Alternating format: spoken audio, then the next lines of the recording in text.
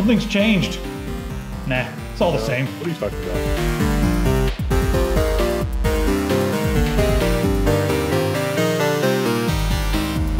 This is the inbox. First question from Kinetic Steel. Older must-play games. I currently have a not-so-great PC and would like to know some great older games I might have missed in PC gaming. I recently downloaded Earth 2160, which is awesome. Any of these older games would be great. So there's also some, one thing I love about having the inbox right here on the website. And by the way, if you guys want to ask a question, you just go to techsyndicate.com and click on the forum, and then there's an inbox section right there. You post your questions there, and that's where we get everything that we answer on the show. So there's some really good stuff here, like Planescape Torment, Baldur's Gate 2. All those are good. Morrowind may be a little taxing for your machine. Deus Ex is another game I was going to say. Some other things I'd like to add to this list would be like the Fallout games, the older Fallout games, Fallout 1 and 2, because there was a part 1 and a part 2 before there was a part 3, everybody. Part 1 and 2 are very different games. They're top-down, and the combat in those games was so addicting for me. Wendell, I've got a funny story about Fallout. So I got a job working security for a company that will remain unnamed, and I was working security, and my post was 6 a.m., 6 p.m. to 6 a.m. So at midnight, and no one was there, right? And at the place, there was like no activity at nighttime, like zero activity at nighttime. So, I read a few books, and then I got tired, and then I was like just sitting there reading all the time, and then I was like, well, maybe I could play some video games, but there's no computers, and I don't have a laptop. But there's this computer over here that has all the security monitoring software on it. And I was like, I wonder what that computer is. So I went over there and I started like pressing buttons and nothing would happen. Like it would just, and by the way, there was a security camera monitoring me, but it was pointed in such a way that it would see me and not the screen. So finally I sat there and just pushed buttons randomly, and finally an error occurred. And I was like, oh, it's running Windows XP. And so after I crashed the security monitoring program, what I did next was I went in and found the security monitoring program, and I just unchecked the little check mark that says, exclusive full screen or whatever. Then I rebooted the computer, started the security program, and Alt-Tab worked. So the next day, I showed up with a whole bunch of CD-ROMs, and one of those happened to be Fallout 2. I played Fallout 2 for probably 150 hours, and whenever anybody would show up, and usually at 3 in the morning, the only people that would show up would be like, the boss would make his rounds, and you'd see his headlights coming, and so you just Alt-Tab real quick, and just be sitting there like, yeah, just watching the security monitors, nothing's going on. And little do I know, on monitor number 3, there's like a building exploding, but I'm busy playing Fallout. So I have so many good memories of that game just because, well, for one, I was getting paid an hourly wage while I was guarding a post. That post was so guarded, and I was having a ton of fun playing the game. But the combat in that game is very meticulous. It's turn-based combat, a lot of strategy involved, so it was a perfect game to pass a lot of hours. Plus, it's very open-ended. So that is probably my number one recommendation for older games. And if you want a newer game that kind of harkens back to that, check out a game called Underrail. It's somewhat similar, and right now I think it's in beta 9.0.9 or something like that. So check that one out. It should run on older hardware. There's a lot of really good new indie games. Just go to goodoldgames.com and check out all those games. All right, Wendell, it's your turn. That was my story time for the hour. Good Old Games is really the best place to go because even the really obscure games are pretty popular on Good Old Games because there are enough people out there that like the obscure games that you can still find them. So it's not really a big deal. I mean, all the LucasArts games from way back, yes. There's like all of them, all of those. Not all of them. There's like 2 bad ones, but it's up to you to figure out which ones those are. Would you have a favorite out of all? Okay, you know what? I'm going to ask for 2 things. How about your favorite serious one and your favorite like slapstick comedy one? Because like the Monkey Island and Day of the Tentacle had some really funny moments, and then you got games like Loom that was quirky, and then also like Indiana Jones and the Fate of Atlantis. But they were quirky and still had some humorous moments, but they were more serious. So what was your favorite serious one and favorite funny one? Well, I have to hand it to Indiana Jones and the Fate of Atlantis because that is a better video game than the 4th Indiana Jones movie. Like the plot, yeah. If they had, even just the plot, the dialogue, everything, if they had just taken the video game and put somebody playing through the video game in theaters instead of Indiana Jones 4, it would have done better in the box office. It would have been we would have probably really enjoyed that, and that they should have made it just for us. But I don't, as a favorite, I don't know. I really like Day of the Tentacle, but I really like Day of the Tentacle because I really like the original Maniac Mansion, and so it's like the more watered down sort of follow-up story. Not even really follow-up, but just the same characters for Day of the Tentacle. But God, there's so many that are just really good stories, really good writing. The Loom is an unconventional. Like, I have to mention that because it was really innovative for the time. It was really unconventional, and it was really sort of different, but it's really good. I'm going to jump in here with one more. The Dig. Yeah, that's definitely Steven like Spielberg helped 3. work on that one. Yeah, The Dig. I completely agree. I mean, that's yes. So all of them. Yeah, just all of them ever. All right, and there's also a lot of really, really good suggestions here in the forum, like a lot. Wow, Fluffy Mace has a huge list here, and yeah. Whoa, Giant, Citizen Kabuto, just a ton of interesting games for just about anybody. And a lot of these games are timeless, so check them out. Citizen Kabuto. Remember that? Earthworm Jim? Oh, that was a console game too, so I don't know. Yeah, it was pretty good on PC. I played it on PC actually recently. All right, next question is from EV with an underscore at the end. Why is there an underscore at the end of your name, sir? Like, why did you need that? Well, I thought underscores went away in the 90s, but you have, against all odds, put an underscore at the end of your name, sir. All right, he says, it's just where Tech Syndicate really got the logo, and it's a thing here. Click. Oh, yeah, and look at that. What is this? Is this Smash Brothers? Yeah. Giant meteor falling down. Where's this from? Guidesmania.ign.com. I've got this plugin that tells me if the company supports SOPA or PIPA. And there's a big red bar on the top of the screen right now. Internet blacklist legislation supporter. Yeah. That you guys should grab that. I forget what the name of the plugin is, but yeah, that's not what anybody cares about. The logo was designed by Travis Smith. Just Google Travis Smith heavy metal album covers and take a look at some of the albums that he came up with. But he was nice enough, took us up with that awesome logo. We also have an artistic logo which hasn't surfaced in quite a while, but I just paid the bill on that, Wendell. Oops. Yeah, the girl that drew that, I forget where she is, in Romania or somewhere, but anyway, she emailed me like this year and was like, hey, 2 years ago, you agreed to $300, and I got $200 and never got the last one. And I was like, oh, I had no idea. I felt really bad, and I immediately sent her the money. So we now officially own the artistic logo. And I'll have to put that in a link to that in the description, because a lot of you guys have never seen the artistic logo. I swear to God. Yeah, I'm pretty bad at bookkeeping as it is. I'm trying to help where I can. Yeah. This one's from Macca. Logan, can you strip the text audio for a podcast? We've been talking about that for a while. What else do we need to do to make that happen? Everyone keeps requesting it. It's probably something pretty easy, right? Yeah, I think there are a couple members that have already done it. We just need to paste it into S3 and then pay the bandwidth bills. Oh, so it shouldn't be too bad. Yeah, we can do that soon. All right, next question is from THX101. He's unable to get tech support. I'd like a little help. Okay, well, here's the deal. So he's in Belgium. Right now we're using Chase as our back end for payments. And I'm not sure why they don't work in Belgium, but there's a lot of different countries that they just do not work with at this point in time. And I apologize for that. And we can look into some options right now. The main thing you guys can do is you guys can use Bitcoin and just make a one-time donation, or you guys can use PayPal and make a one-time donation. That helps us a lot. Or just enjoy the content. You don't have to send us any money unless you're like I think he was compelled to send us some money and was frustrated because he couldn't help us out. There's other things that you can do. For instance, if you go over to tech support right here, click on tech support. Any of these things here, I'm really picky about different sponsorships and things like that. So everything here is something that should help you guys out. At the same time, it helps us out. So if you're going to purchase something on Amazon, there's Deutschland. I'm not sure where you order from over there. Germany. Then there's several different VPN services. Everyone should be using one of those. You just go here and click on one of those. And maybe I can get some coupons. I don't know. I'll call up and see if I can get some coupons.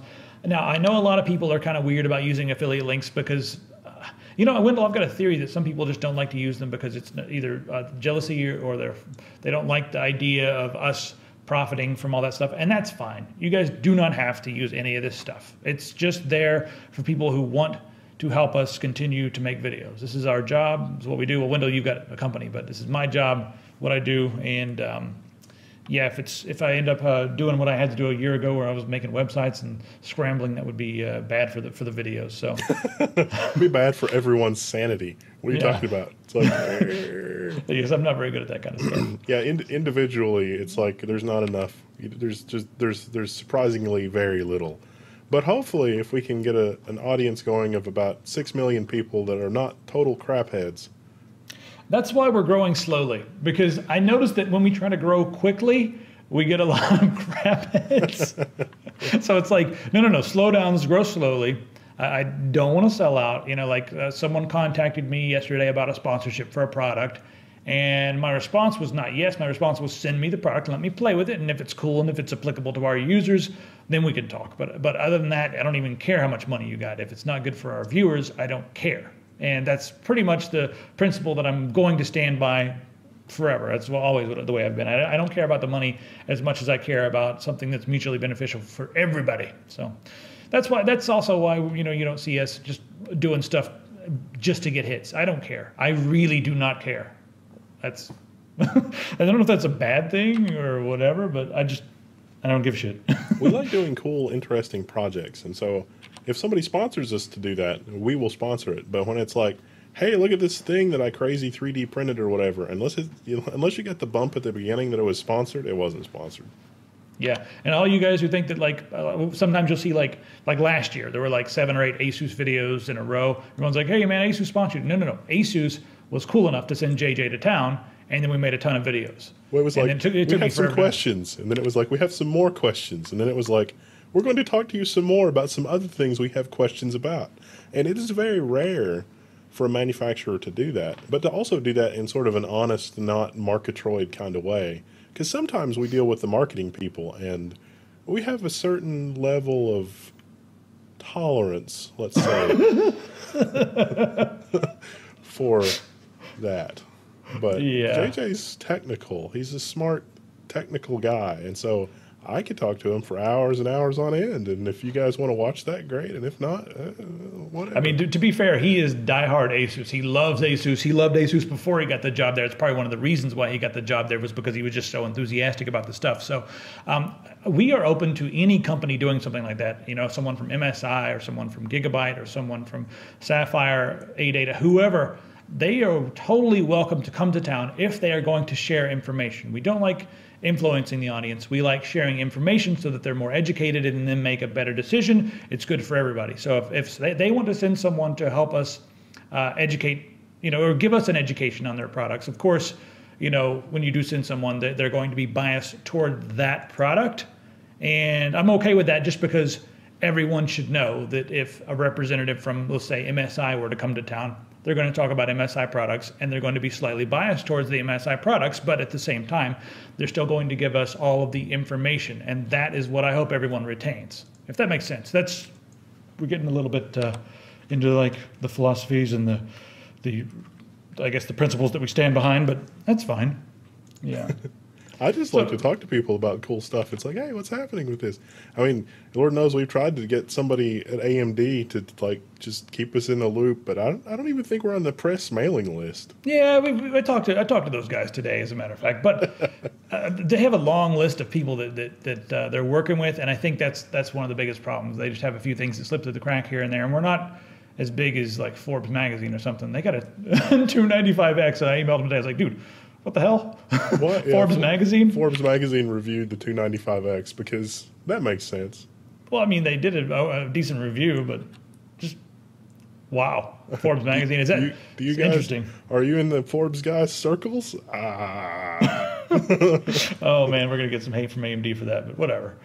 We tell it like it is, and that's just the way of it. If the companies can't deal with it, then they can fuck off. Yeah. All right, next question is from Gray Fox. Working from the internet. I know that there have been a few videos about tech jobs, but I have a question. I'm looking for a job where I can move around the country and work from the internet. I do not have a degree, but I do have a decent amount of knowledge. I don't know where to start. It seems like there are so many schemes.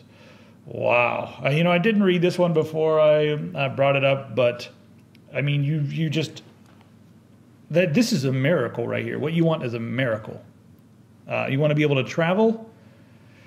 You don't have a degree, and Jesus, man, you don't have a well-established portfolio, and like if you can deliver, that's what matters. And so if you can deliver cookie cutter WordPress sites and you can crank those out, and that's what you do, you can make money doing that. That's fine, and that's something that you could do, on and off. But the people that you do that for, you have to be dependable. If you haven't taken money from somebody, you can be a little bit flaky in that scenario. Or if somebody's like, hey, let's explore, and you don't actually do anything, you can be a little bit flaky. But if somebody gives you money and they need something from you in the future, you have to be able to respond to them quickly, or at least, have a thing in your email that's like, I'm currently traveling in Cambodia and I can't reply to you right now, but I'm going to check my email daily.